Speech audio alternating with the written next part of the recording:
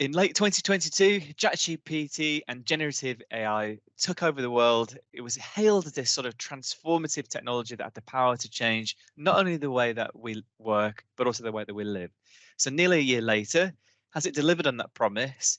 Uh, or has it just been some AI hype? So, Sunil, to answer that question, let's talk about whether or not people are using it and whether businesses are using it, and actually has it impacted the investment markets. So, first of all, who's using it? Are people using generative AI? Well, it certainly looks as though it's being adopted quite quickly. I mean, for a bit of context, at the dawn of the World Wide Web, it took about 7 years to get 100 million people around the world to have used it. ChatGPT achieved that in a couple of months. There was also a study by Salesforce, the US company, about 4,000 participants, and 45% of the US respondents had used generative AI. And in the UK, it was just under 30%. Now, we need to put in some reservations there. Not everyone's convinced. It's a bit generational. Younger users or younger people much more likely to have used it. Older people maybe not.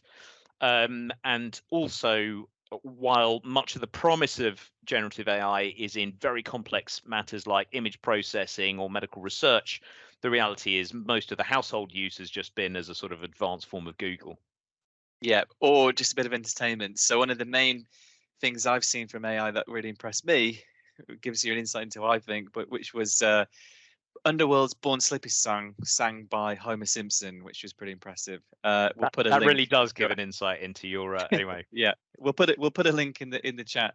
But I mean, it wasn't designed to be sort of just an entertainment function or an advanced Google search. When we initially talk about this, the excitement was more about how it's going to drive more efficiency in businesses. So much so that people are kind of quite concerned actually that it might lead to job losses when with them getting replaced by machines. So, are we actually seeing some of this starting to happen? Well, there's no evidence in the economic data to suggest that we're seeing job losses. I mean, there definitely have been studies talking about productivity gains, and often they lead to a mix of job restructuring and also just people getting more stuff done. There are some big limitations at the moment. The data is not totally reliable. I saw that the Cambridge Dictionary's word of the year is hallucinate.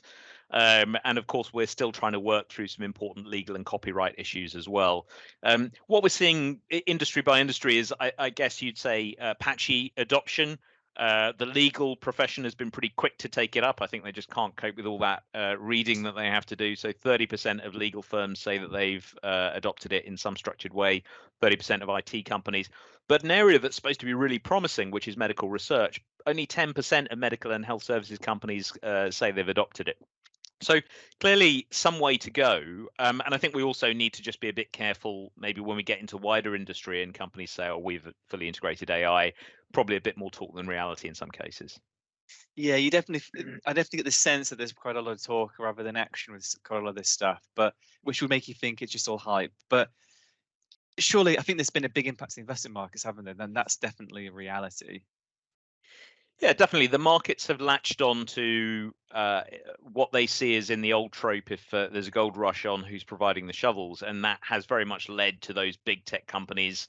We've probably talked before about the Magnificent Seven, the seven biggest, and how much they've contributed not just to US returns, but also to global equity returns this year.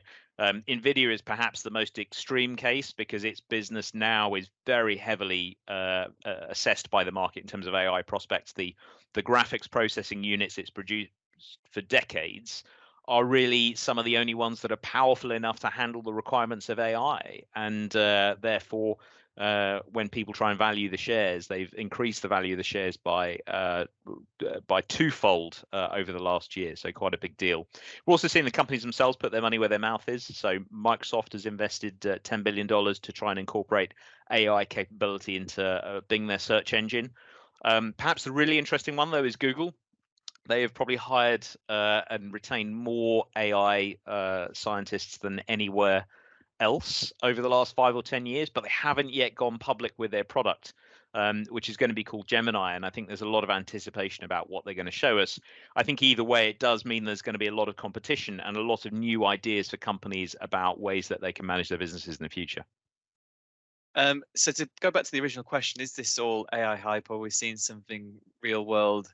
I think the answer is real world. It's not just AI hype. I mean, there's definitely been companies, the tech sector in particular, that have had material impacts to their share price.